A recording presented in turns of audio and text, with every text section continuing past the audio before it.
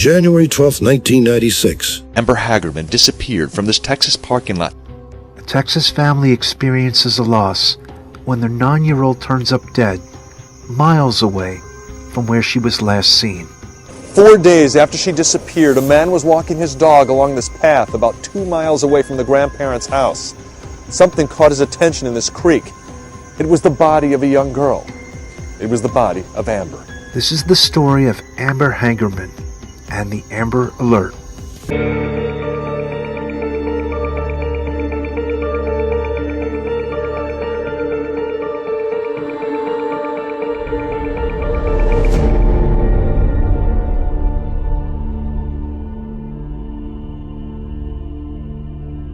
Amber was a precious and precocious third grader who had been interviewed by Dallas TV station WFAA for a story on single-parent homes. You got a Principal's Award here for excellence. That's a pretty big deal, isn't it? Yes. What'd you do to get that? I had to get A on a row, A, B on a row, and I had to do good things in the class and help. The TV station also took video of Amber and her brother together, and Amber on her bicycle. January 13th, 1996. 9-year-old Amber Hagerman went on a bike ride with her 5-year-old brother, Ricky, to make the most of the warm winter day in Arlington, Texas. They headed to an abandoned grocery store parking lot that had a bike ramp many kids in the neighborhood used. Amber and Ricky spent time playing in the parking lot, and after a while, Ricky decided to head back home, leaving his sister to enjoy cycling on her own. Minutes later, Amber was abducted.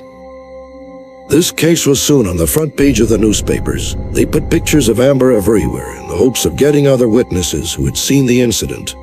Despite their best efforts, no leads turned up. 9-year-old Amber Hagerman was riding her bike in the parking lot of a grocery store in Arlington when police say a man in a black truck took her.